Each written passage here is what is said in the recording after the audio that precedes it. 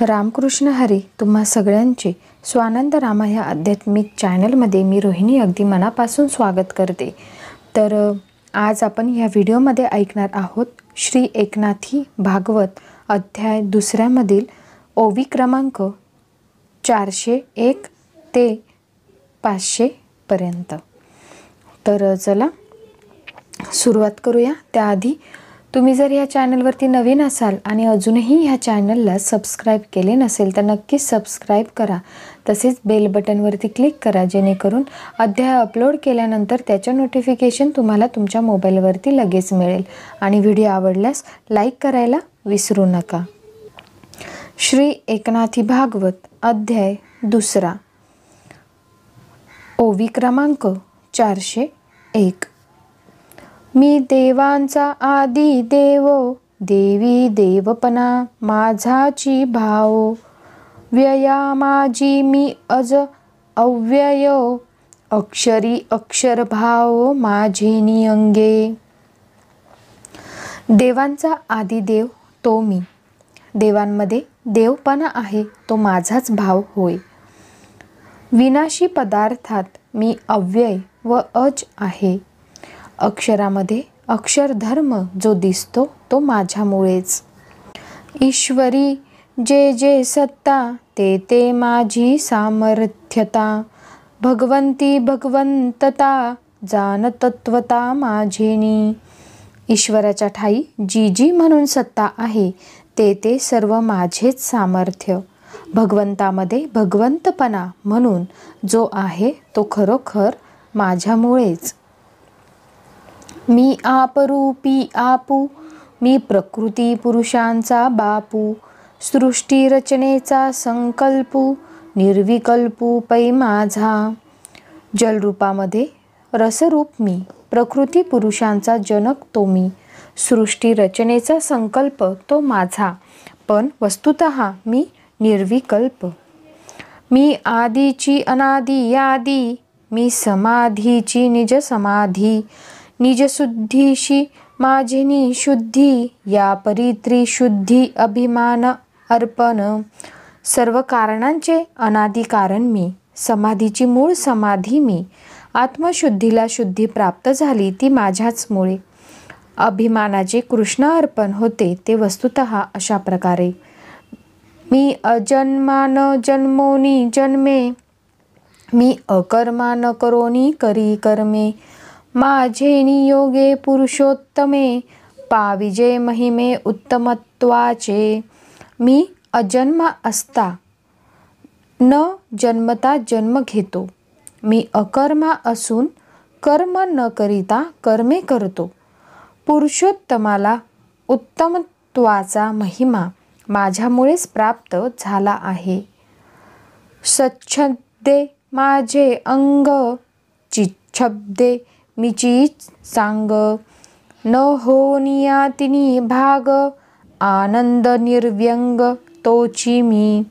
सत शब्दाने माझ्याच अंगाचा बोध होतो, चित शब्दाने तर मीच स्पष्ट आहे।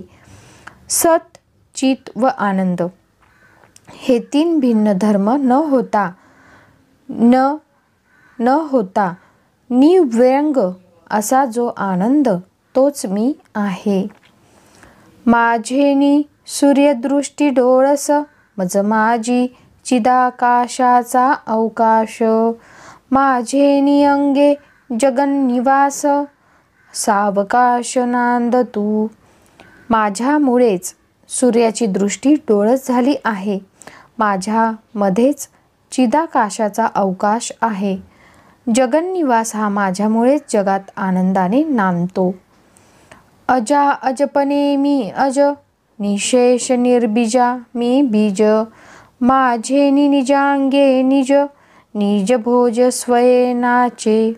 मी अज आहे, माझ्या अजत्वानेच मायेला अजत्व प्राप्त झाले आहे।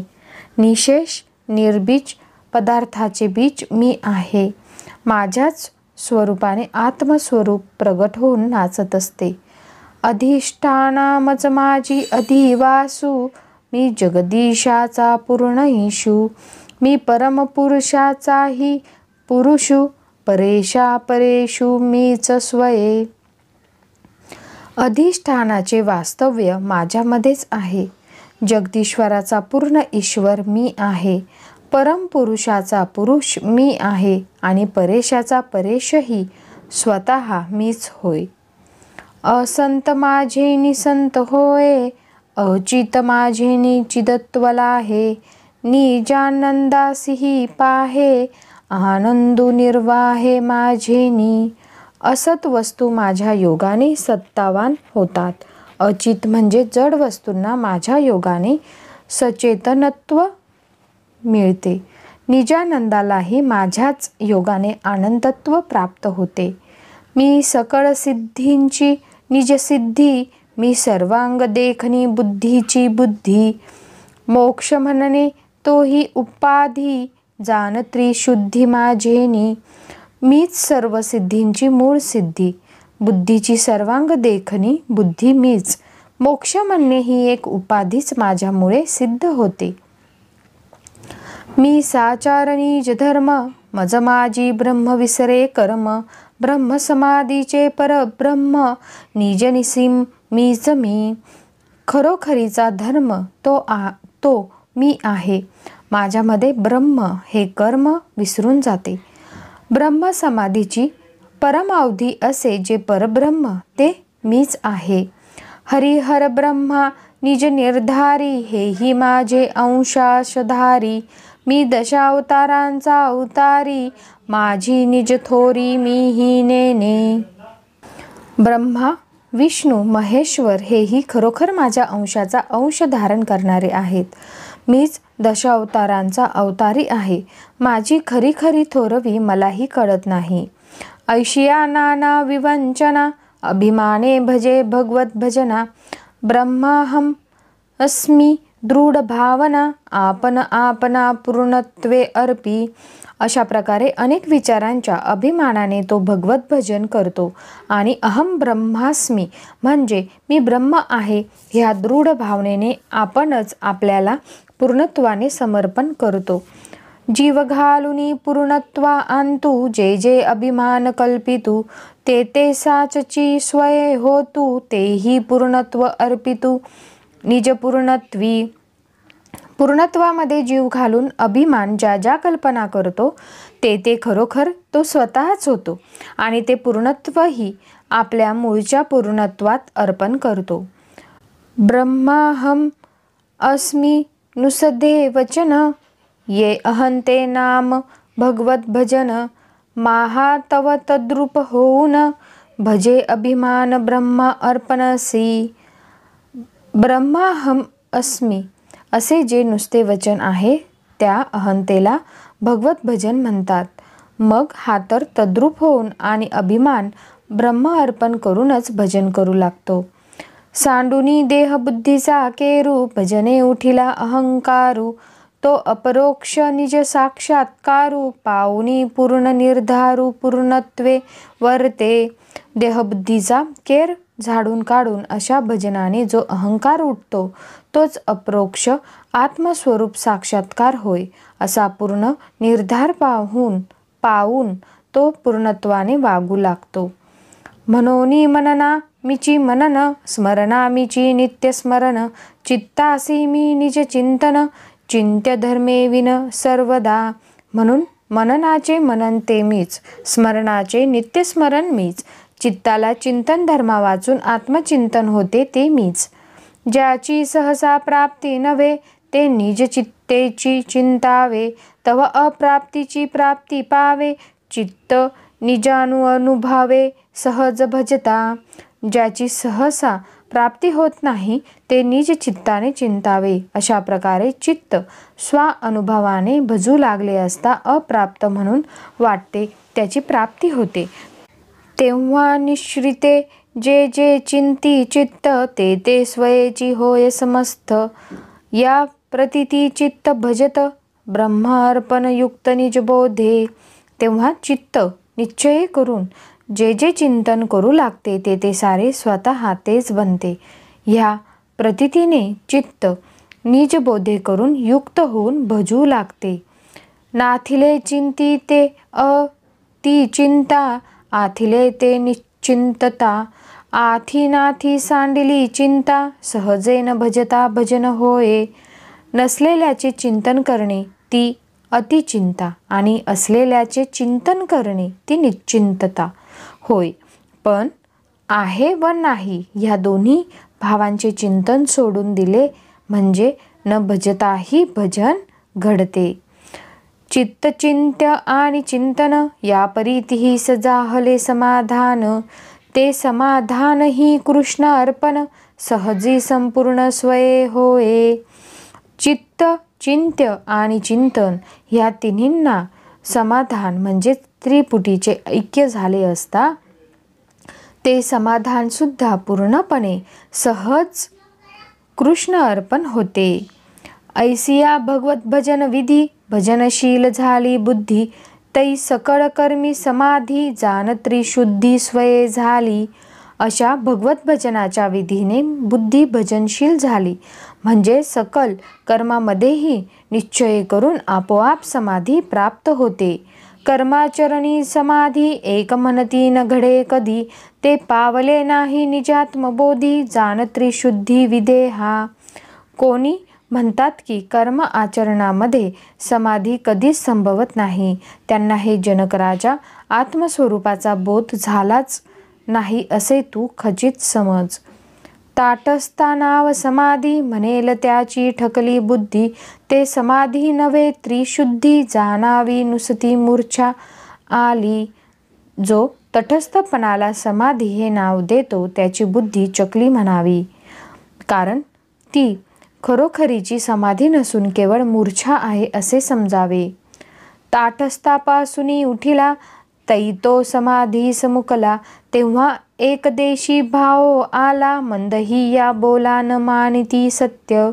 तटस्थपणापासून उठला म्हणजे जागा झाला की तो समाधीला मुकला, अर्थात हा एका देशी भाव झाला. मतिमंद लोक देखील हे भाषण खरे मानणार नाहीत. समाधी आणि एकदेशी बोलता बोलणे येला जेसी. सत्यमानी ते शब्द पिशी शुद्ध स्वरूपासी अनोळख. समाधी आणि ती एकदेशी हे बोलणे सुद्धा लज्जास्पद आहे. असे असताही ते जे खरे मानतील ते केवळ शब्द पांडित्य करणारे, त्यांना शुद्ध स्वरूपाची ओळख नाही असे समजावे. येथे प्राचीन अति समर्थ ते मूर्छा आणूनी करी तटस्थ. वाचूनी चालते बोलते समाधिस्थ जानपा निश्चित वसिष्ठाधिक. येथे प्राचीन म्हणजे प्रारब्ध अतिसमर्थ असल्यामुळे ते मूर्छा आणून निश्चेष्ट करते. खरोखर पाहिले असता चालते बोलते समाधिस्थ वसिष्ठाधिकच होत. पाहे पा देवर्षी नारदू विनोदेन मोडे समाधी बोधू. याज्ञवल्क्याचा समाधी संबंधू ऋषी प्रसिद्धू परीक्षा केली. देवर्षी नारदच पहा, त्याच्या विनोद कर्मानेही समाधीचा कधीच भंग होत नाही. तो निरंतर चालता बोलताना व फिरता सवरताना सुद्धा समाधी स्थितीतच असतो. याज्ञवल्क्यांच्या समाधी संबंधाची तर प्रसिद्ध ऋषींनी परीक्षा सुद्धा पाहिली आहे. स्वरूप देखोनी मूर्छित जाहला तो आपणनिया आपण तरला. स्वये तरुणी जन उद्धरिला तो बोधू प्रकाशिला शुक वामदेवी. स्वरूप पाहून मूर्छित होतो तो आपला आपण मात्र तरतो, परंतु स्वतः तरुण दुसऱ्यासही तारणारे असे ज्ञान शुक वामदेवादिकांनीच प्रगट केले आहे. यालागी समाधी आणि व्युत्थान या दोन्ही अवस्थांसहित जाण. बुद्धी होवे ब्रह्म अर्पण अखंडत्वे पूर्ण परमसमाधी. ह्याकरिता समाधी आणि व्युत्थान ह्या दोन्ही अवस्थांसह वर्तमान बुद्धी ब्रह्म अर्पण होते. तीच अखंड व परिपूर्ण समाधी होय. अर्जुना देऊनी निज समाधी सवेची घातला महायुद्धी. परी तो कृष्ण कृपा निधी ताटस्थ त्रिशुद्धीने दिस स्पर्शो. श्रीकृष्णाने आत्मसमाधी देऊन लागलेच घोर युद्धात ढकलले, परंतु त्या करुणानिधी कृष्णाने त्याला तटस्थपणाचा स्पर्श सुद्धा होऊ दिला नाही. सकळ कर्मी समाधी हे सद्गुरूची बोधी बुद्धी, तरी बुद्धी ही त्रिशुद्धी निज समाधी न मोडे. सर्व प्रकारच्या कर्मामध्ये ही समाधी असावी हे ज्ञान बुद्धीला एक सद्गुरूच देतात. म्हणून खरोखर युद्धासारख्या घोर कर्मात सुद्धा आत्मसमाधीचा भंग होत नाही. बुद्धी आकळले परब्रह्म, तै अहितुक चाले कर्म. हेची बुद्धीचे अर्पण परम, इतर तो भ्रम अनुमान ज्ञान. बुद्धीने परमब्रह्माचे आकलन केले म्हणजे कोणतेही कर्म आहे तुकच चालते. हेच बुद्धीचे खरेखुरे अर्पण आहे. इतर जे अनुमानिक ज्ञान तो भ्रम होय.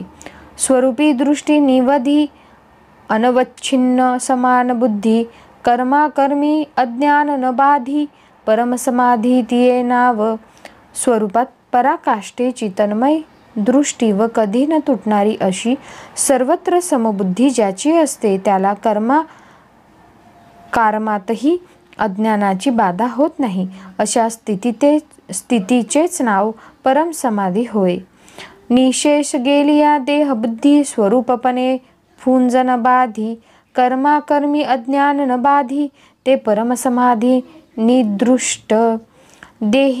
देहबुद्धी निखालस गेली म्हणजे स्वस्वरूपा अनुभवाने अहंकाराची बाधा होत नाही आणि कर्मामध्ये अज्ञानाची बाधा होत नाही. हीच निर्दोष परमसमाधी होय. ते स्वरूपी निरवधी भजनशील झाली बुद्धी, ते सकळ कर्मी समाधी निजार्पण विधी स्वये जाहली. सदा सर्व काळ स्वरूपामध्ये बुद्धी भजनशील झाली म्हणजे ती कोणत्याही कर्मामध्ये आपण स्वतःच श्रीकृष्ण अर्पण होते. जेथे शमली मनाची आधी, ते जाणावी परमसमाधी. समाधी घेणे ते देहबुद्धी, काष्ट ते त्रिशुद्धी मूर्छित पराय. मनाची आधी म्हणजे तळमळ अगदी शांत होणे, तिचेच नाव परमसमाधी. देहबुद्धी न सोडता प्राणवायू कोंडून समाधी लावणे, ती लाकडासारखी जड म्हणजे मूर्छा अवस्थेप्रमाणेच स्थिती होय असे खास समजावे. मनासी ठाऊके नसे, इंद्रिये व्यापारू तरी दिसे, कर्म निपजे जै ऐसे, ते जाणिजे आपैसे कायिक. आता कायिक कर्माचे लक्षण सांगतात. मनास तर जाणीव नाही, पण इंद्रियांचा व्यापार तर चाललेला दिसतो. अशा प्रकारे जे जे कर्म निपजत असते ते सहजच कायिक म्हणजे नुसते देहाचे कर्म जाणावे. श्वासोच्छवास अंचे परिचार, का निमेषोन्मेषांचे व्यापार, तेही नारायण पर केले साचार निज स्वभावे. श्वासोच्छवासांचे चलन किंवा डोळ्यांची उघडझाप करणे हेही खरोखर त्याने नारायण परच केलेले असते. तरी देह गेह वर्णाश्रमे, स्वभागा आली जी जी कर्मे, ती ती आचरोनी निज धर्मे, पूर्वानुक्रमे अनहंकृती.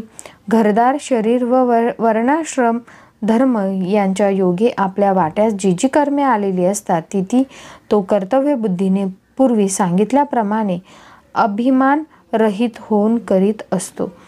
साखरेचे कारले प्रौढ, ते देठू कांटणेशी सर्वही गोड, तेवी इंद्रिय कर्म गुढ, स्वादिष्ट सदृढ ब्रह्म अर्पणे ब्रह्मी.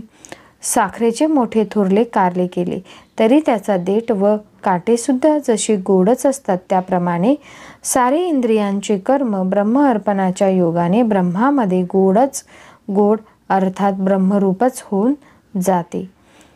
कर्मकलापू आघवा आच रोणी आणि गौरवा, परिकर्तेपणाची आगावा, अहंभाव स्पर्शेन. तो एकंदर कर्मसमूह यथास्थित आचरून त्याचा गौरव करतो, पण कर्तेपणाच्या अभिमानाच्या गावात पाऊलसुद्धा ठेवीत नाही. मजपासून झाले सत्कर्म, माझा आचार अति उत्तम, म्या निरसिले मरण जन्म, हा स्वभावे देहधर्म उठोची नेने. माझ्याकडून सत्कर्म घडले, माझे आचरण अत्यंत उत्तम, जन्ममरणाचे मी निरसन केले, हा स्वाभाविक देहधर्म त्याच्यामध्ये कधी उठतच नाही. देहसंगे तरी वर्तने, परी देहधर्म धरू नेने. देहस्वभाव लक्षणे ब्रह्म अर्पणे विचरिती. देहसंगाने तर वागत असतो, पण देहधर्म मात्र धरीत नसतो. त्याची सारी देह स्वभावाची लक्षणे ब्रह्म अर्पणेनेच चालत असतात. देहधर्माचा नुठे फाटा, ज्ञानगर्वाचा न चढेची ताठा. या लागी सहज भजनामा जीवटा, झाला तो पैठा अनहंकृती. देहधर्माचा अंकुर त्यांच्यात उठत नाही, ज्ञानगर्वाचा ताठा त्याला चढत नाही. त्यामुळे सहज भजनामध्ये तो अनहंकृतीनेच नेहमी वावरत असतो. त्यापासून जे जे निपजे ते ते देव म्हणे माझे खाजे. या लागी ब्रह्म अर्पण ओजे, त्याचे स्वभाव सहजे नार्पिता अर्पिती. त्याच्यापासून जे जे काही उत्पन्न होते ते ते सारे माझे गोड खाद्य आहे असे देव म्हणतो. या प्रकारे ब्रह्म अर्पणत्वामुळे तशा भक्ताचे सारे स्वभाव अर्पण न करिता सहजच अर्पण होत असतात.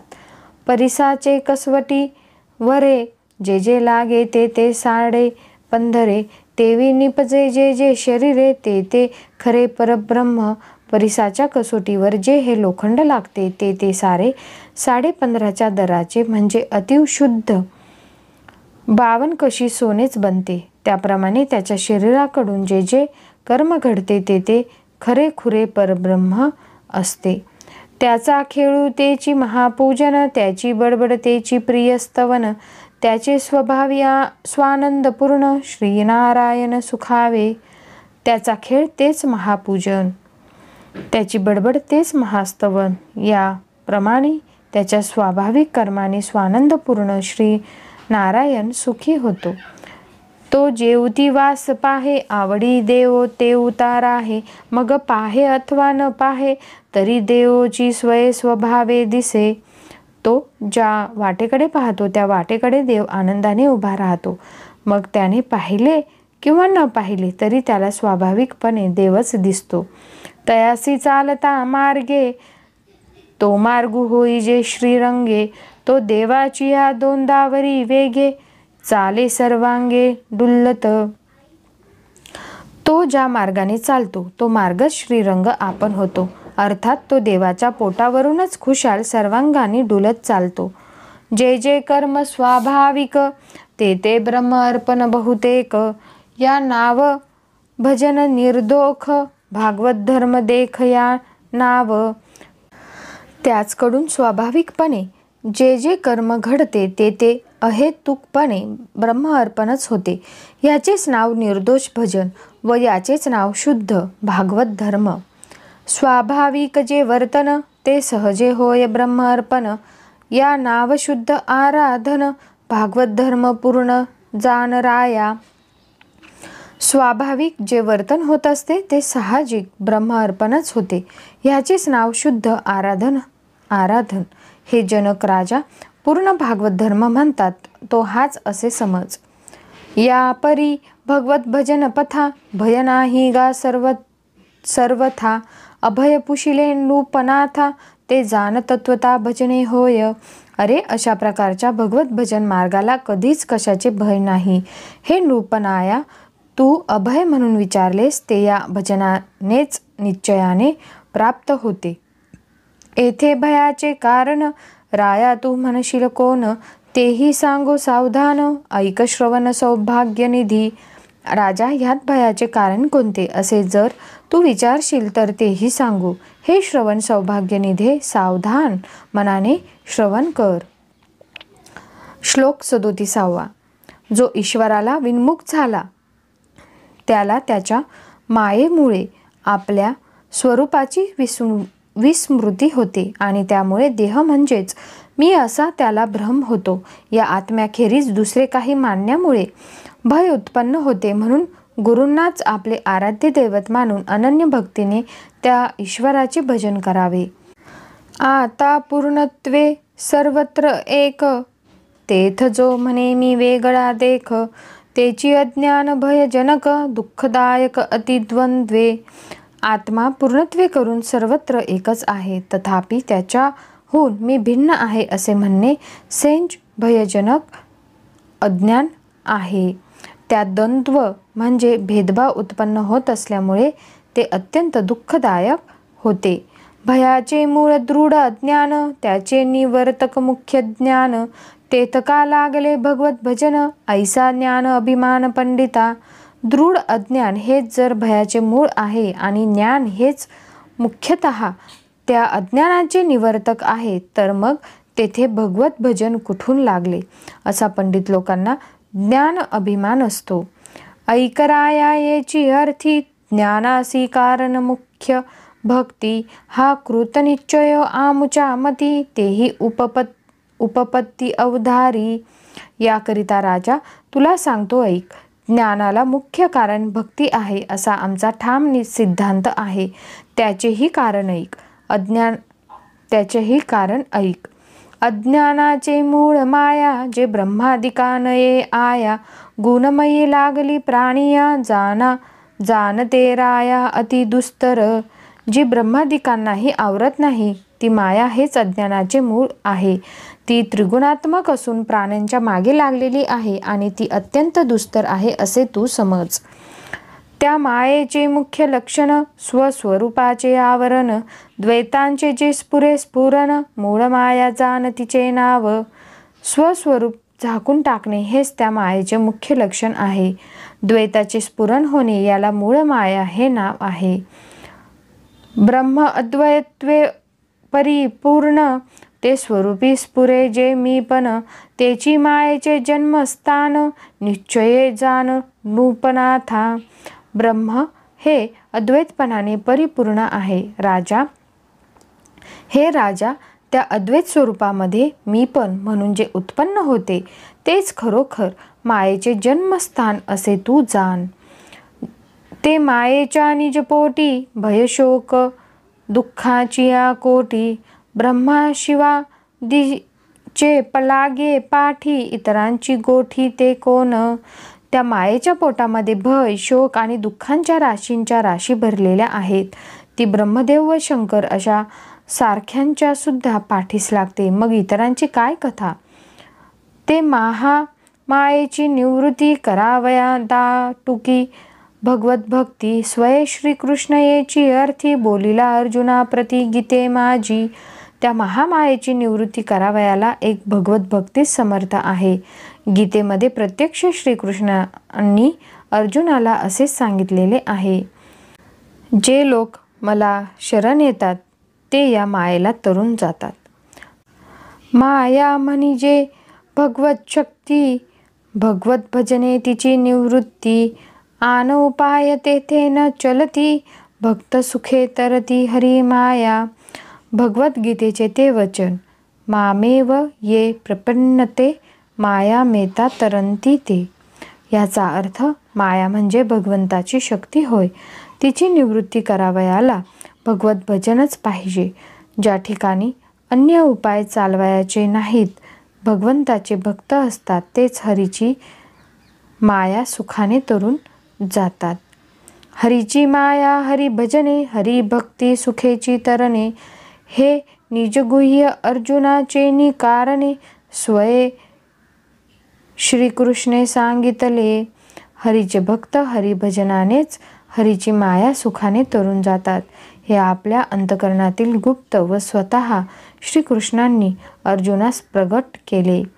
मायेची हेची निज पुष्टी, स्वरूपी विमुख करी दृष्टी, द्वैतभावे अत्यंत लाठी, भ्रमाची त्रिपुटी वाढवी सदा. मायेच्या अंगचा हाच गुण मोठा आहे की ती जीवाची दृष्टी स्वरूपापासून विन्मुख करते आणि द्वैतभावाने बलाढ्य होऊन सदा सर्वकाल भ्रमाची त्रिपुटी, दृश्य दर्शन द्रष्टा अशी भावना वाढवीत असते.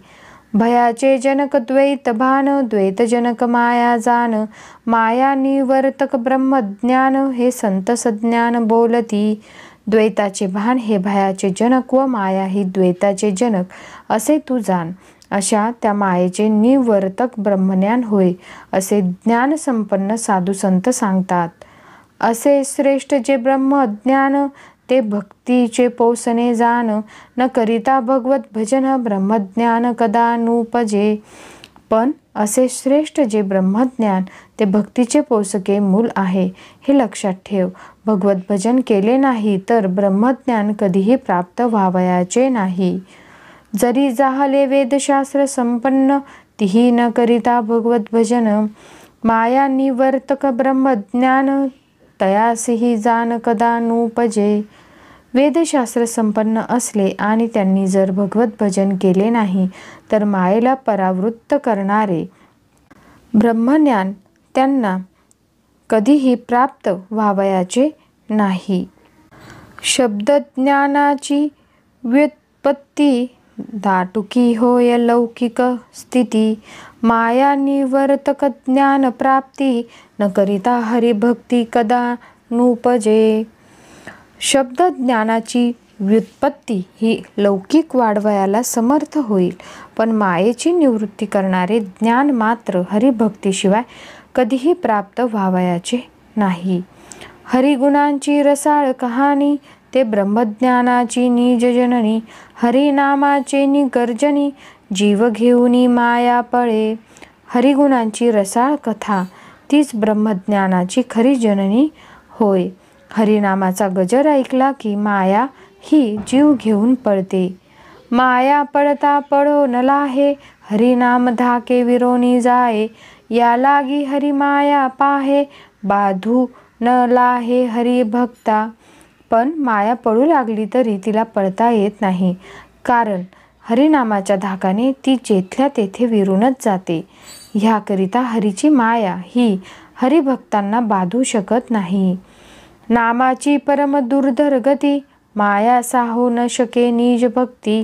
हरिभक्त माया सुखे तरती, या लागी श्रीपती बोलिला स्वये. हरिनामाची शक्ती काही विलक्षण आहे, तिच्यापुढे मायेचा जोर चालत नाही. म्हणून हरिभक्त आहेत ते सुखाने मायेला तरून जातात, असे प्रत्यक्ष श्रीपतींनी सांगितलेले आहे. सायुज्याच्या चारी मुक्ती, अंकी वाढवी भगवत भक्ती.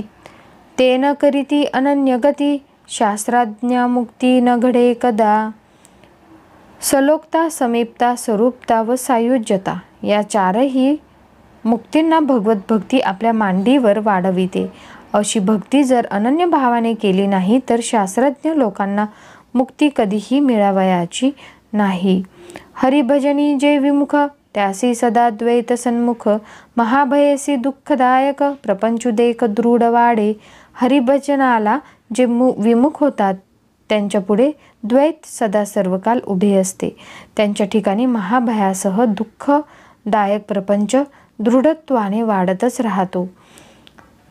जेवी एकाएकी दिक्प्रभू पडे, तो पूर्ण म्हणे पश्चिमेकडे.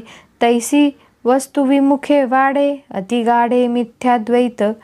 ज्याप्रमाणे एकाएकी दिशाभूल झालेला मनुष्य पश्चिमेकडेच पूर्व आहे असे म्हणतो, त्याप्रमाणे परब्रह्माशी विमुख झाले म्हणजे मिथ्याद्वैत माजून राहते. जेवी एकाएकी दिक भ्रमू पडे, तो पूर्ण म्हणे पश्चिमेकडे. तैसी वस्तू विमुखे वाढे, अतिगाढे मिथ्याद्वैत. ज्याप्रमाणे एकाएकी दिशाभूल झालेला मनुष्य पश्चिमेकडेच पूर्व आहे असे म्हणतो, त्याप्रमाणे परब्रह्माशी विमुख झाले म्हणजे मिथ्याद्वैत माजून राहते. द्वैताची वेद विहिरे, सुटती संकल्प विकल्पांचे झरे. तेथ जन्म मरणांचे निपुरे, पुढे एक सरे ब्रह्मांड गोळ. द्वैताच्या भेदरूप विहिरीतून संकल्प विकल्पांचे झरे सुटतात आणि जन्ममरणाचा पूर येऊन त्यात सरसहा ब्रह्मांड गोळ बुडून जातो. जन्ममरणाची ओढी, नाना दुःखांची कोडी. अभक्त शोषिती सांकडी, हरिभक्तांते वोडी स्वप्नीही न लगे. जन्ममरणाच्या ओढीनी नाना प्रकारच्या दुःखांच्या राशी व परोपरीची संकटे अभक्त लोकच शोषित असतात, तरी ओढ हरिभक्तांना स्वप्नात सुद्धा लागत नाही. भक्तीचे अगाध महिमान तेथे रिघेना भवबंधन. ते करावया भगवत भजन सद्गुरु चरण सेवावे. भक्तीचा महिमा अगाध आहे, तिच्यात संसार बंधन शिरत नाही. असे ते भगवत भजन साधण्यासाठी सद्गुरु चरणांची सेवा करावी लागते. निज शिष्याची मरण चिंता स्वये निवारी जो वस्तुता. तोची सद्गुरु तत्वता येरते गुरुता मंत्र तंत्रोपदेशे. आपल्या शिष्याच्या मरणाची चिंता जो तत्वतः निवारण करतो तोच खरा सद्गुरू होय. त्याशिवाय इतर प्रकारचा गुरुपणा तो केवळ मंत्र तंत्र उपदेशापुरताच समजावा. मंत्रतंत्र उपदेशिते घरोघरी गुरु आहेत आई ते. जो शिष्याची मेळवी सद्वस्तु ते सद्गुरु त्या ते श्रीकृष्ण मानी. मंत्रतंत्र उपदेशिते घरोघरी गुरु आहेत आई ते. जो शिष्यासी मेळवी सद्वस्तु ते सद्गुरु त्या ते श्रीकृष्ण मानी. मंत्रतंत्रांचा उपदेश करणारे गुरु घरोघर आयते असतात, पण शिष्याला जो सद्वस्तू प्रत पोचवितो त्यालाच श्रीकृष्ण हे सद्गुरू मानतात. गुरुदेव गुरु माता पिता गुरु आत्मा ईश्वर वस्तुता. गुरु परमात्मा सर्वथा गुरु तत्वता परब्रह्म. गुरुच देव, गुरुच माता पिता, गुरुच आत्मा व ईश्वरही तोच. गुरु हा सर्वथैव परम आत्माच आहे. तात्विक दृष्टीने पाहिले असता गुरु हा परब्रह्मच आहे. गुरुचे उपमे समान पाहता जगी न दिसे आन. अगाधम गुरुचे महिमान तो भाग्यविन भेटेन. गुरुच्या उपमेला शोभेसे जगात पाहावयास गेले असता दुसरे काहीच मिळणार नाही. गुरुचा महिमा अगाध आहे, भाग्याशिवाय त्याची भेट व्हावयाची नाही. निष्काम पुण्याची आकोडी अगाध वैराग्य जोडे जोडी. नित्य अनित्य विवेक आवडी तै पावी जे रोकडी. सद्गुरु कृपा. निष्काम पुण्याच्या राशी व निस्सीम वैराग्याची जोड पदरी असावी, तशीच नित्य अनित्य विवेकाची आवडही उत्पन्न व्हावी, तेव्हा सद्गुरु कृपा साक्षात हातास चढते. सद्गुरु कृपा हाती चढे तेथे भक्तीचे भांडार उघडे. तेव्हा कळी काळ पळे पुढे कायसे बापुडे भवभय. सद्गुरु कृपा हातास चढली की भक्तीचे भांडार उघडते. तेव्हा तिच्या पुढे कलिकाल सुद्धा पळत सुटतो. तेथे भवभय ते बिचारे काय करणार. गुरु ते म्हणो माता पिता ते एक जन्मी सर्वथा. हा सनातन तत्वता जाण पा वस्तुता माय बापू. गुरुला मायबाप म्हणावे तर ती बिचारी एकाच जन्मापुरती असतात, पण गुरु हा खरोखर जन्मजन्मीचा मायबाप असतो. अधोद्वारे उपजविता ते लौकिकी माता पिता. अधोद्वारा आतोळ नेदिता तो सद्गुरु पिता सत्यत्वे शिष्या.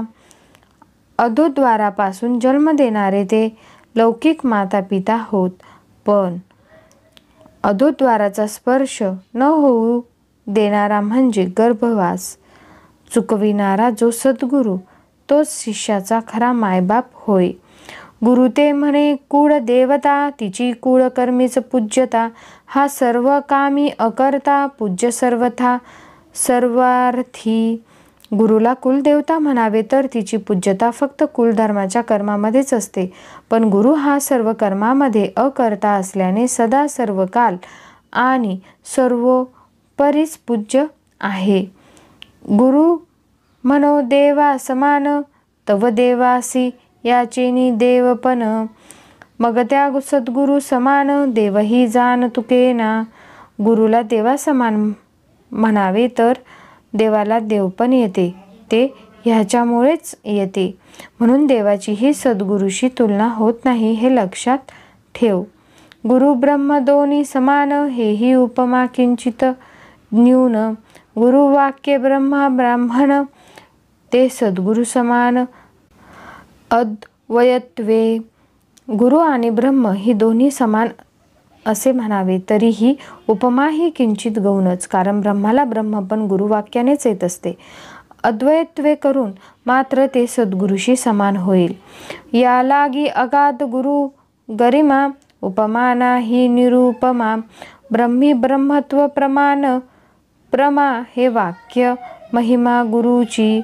ह्याकरिता गुरुची थोरवी अगाध आहे, तिला उपमा नाही, ती निरुपम आहे. ब्रह्माच्या ठिकाणी ब्रह्मत्व, प्रमाण, प्रमा, प्रमेय इत्यादी वाक्य महिमा गुरुची आहे. ब्रह्म सर्वांचे प्रकाशक, सद्गुरु तयाचाही प्रकाशक. एवं गुरुहुनी अधिक नाही आणिक पूज्यत्वे. ब्रह्म हे सर्वांचे प्रकाशक आहे, पण सद्गुरु त्याचाही प्रकाशक आहे, म्हणून गुरुहून अधिक पूज्य असणारे दुसरे कोणी नाही. या लागी गुरु ते मनुष्य बुद्धी, पाहू नये गात्री शुद्धी. ऐशिये भावार्थ बुद्धी, सहजे चित्त शुद्धी सच्चियाम. ह्याकरिता हे राजा, गुरुला खरोखर मनुष्य भावनेने कधीही पाहू नये. अशा भावार्थ बुद्धीने राहिले तर सच्चिशाची सहजच चित्तशुद्धी होते. ज्यांचा गुरु चरणी निसीम भाव, त्यांचा मनोरथ पुरवी देव. गुरु आज्ञा देव पाळी पहा हो, गुरुवाक्ये स्वयमेव जडमुड तारी.